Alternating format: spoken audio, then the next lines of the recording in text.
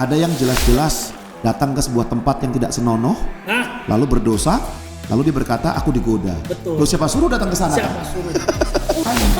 Orang dia bisa tahu kok jatuh itu enak, makanya dia mau jatuh. Kan gitu. Ya, kita bertemu lagi dalam program podcast Akap Anta Kirana Asa Boas. dari Keblinger. Jadi kebenar. Oke, hari ini ada topik Keblinger lainnya yang kita mau bahas nih Pak Boas.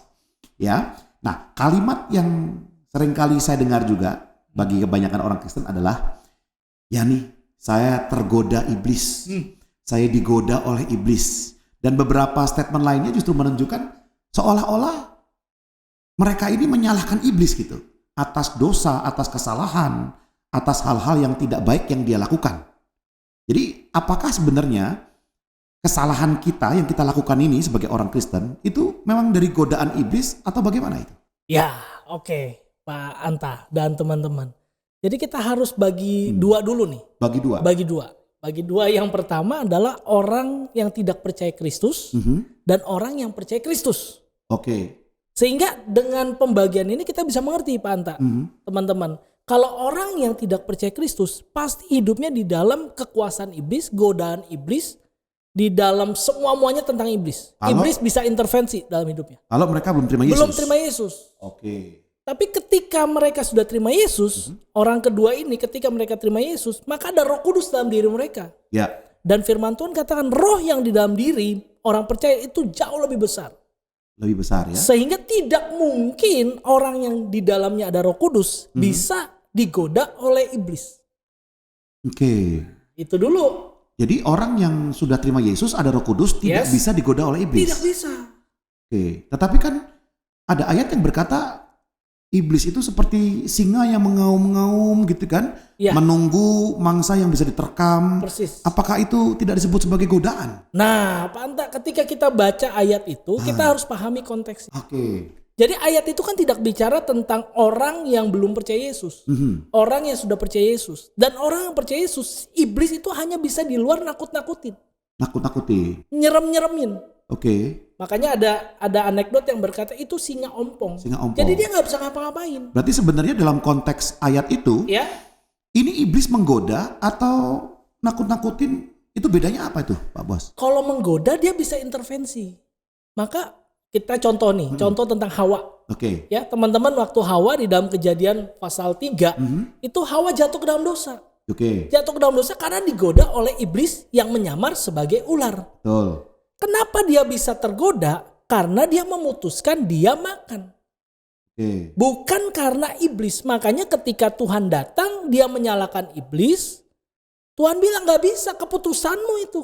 Oke. Sama dengan Adam. Adam itu bukan digoda atau diajak sama Hawa. Tapi keputusan dia juga untuk makan. Oke. Jadi dosa itu sebenarnya keputusan, Pak. Termasuk ketika iblis nakut-nakutin. Oke. Berarti nggak apa-apa dong, nggak salah dong kalau sampai katakanlah saya jatuh dalam dosa, tiba-tiba saya berkata bahwa itu karena godaan iblis. Nah justru salah. Justru salah. keblinger. Harusnya kalau dia jatuh ke dalam dosa, dia berkata, ya ini karena saya. Karena saya yang memutuskan untuk jatuh ke dalam dosa. Oke, jadi ketika orang punya mindset bahwa kejatuhan dalam dosanya itu adalah karena dampak godaan iblis, itu keblinger. Itu keblinger. Dan itu artinya orang itu belum sungguh-sungguh percaya Yesus. Belum ada Roh Kudus, Pak. Oke. Karena masih bisa digoda. Itu. Oke, berarti orang Kristen yang sudah terima Yesus, ada Roh Kudus, itu artinya tidak bisa digoda oleh iblis. Tidak mungkin digoda untuk menjatuhkan dia. Tidak mungkin. Oke.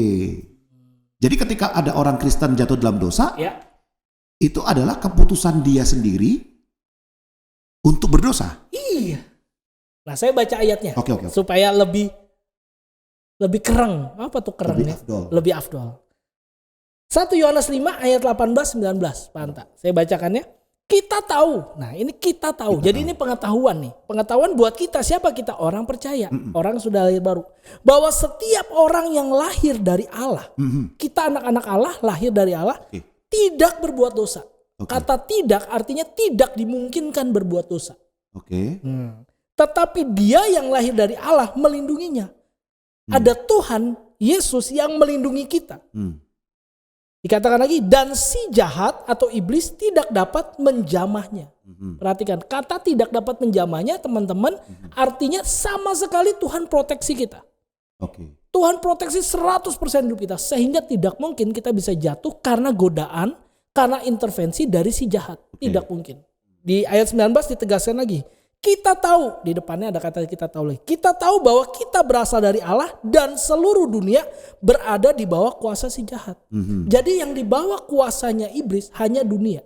Kita bukan anak dunia lagi, kita anak Allah. Jadi otomatis kita tidak lagi tergoda, tidak mungkin lagi digoda untuk jatuh dalam dosa oleh si iblis. Gitu. Jadi secara konsep yang benarnya adalah bahwa iblis itu berkuasa, diizinkan Tuhan berkuasa atas dunia ya.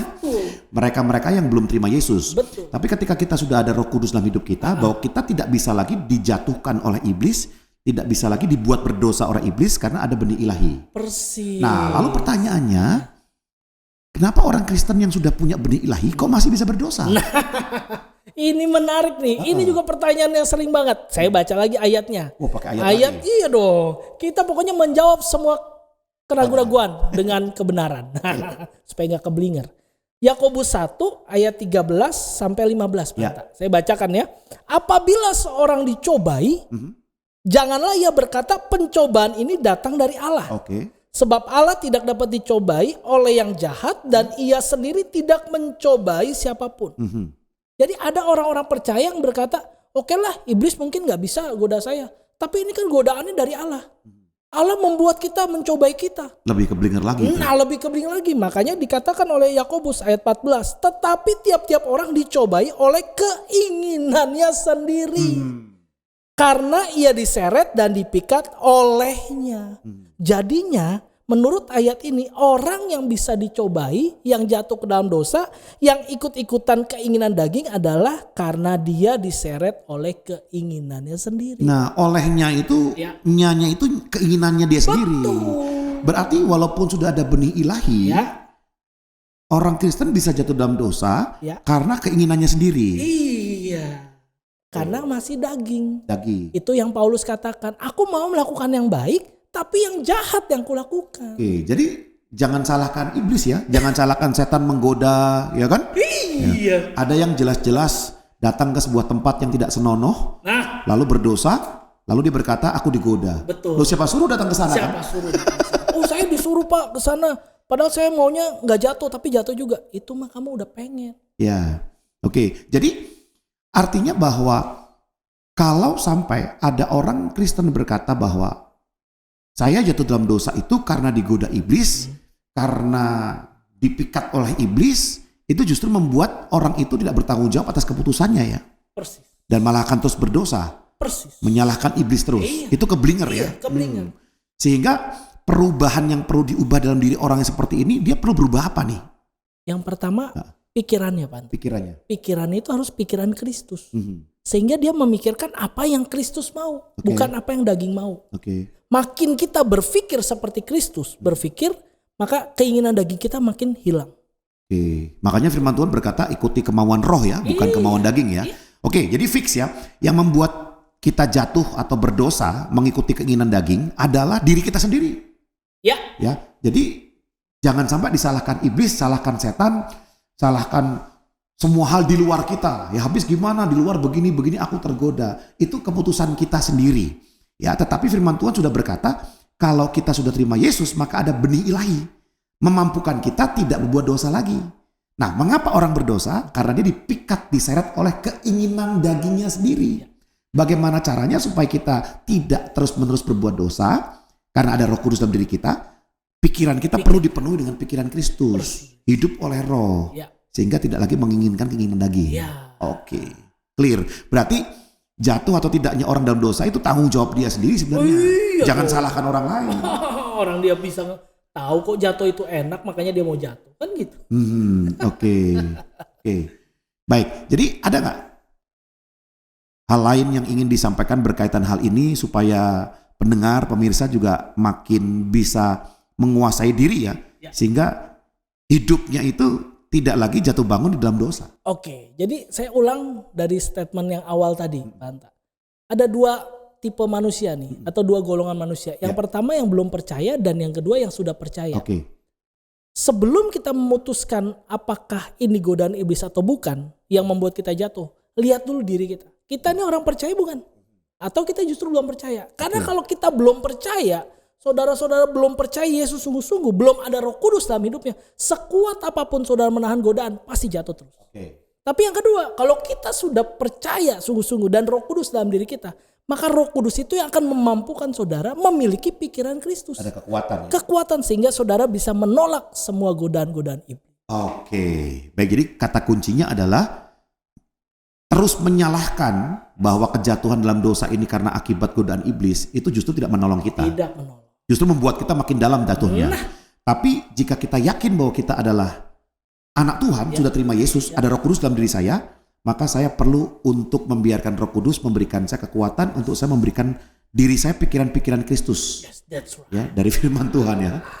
Betul. Oke, jadi ada closing statement nggak Pak Boas? Closing statementnya sederhana.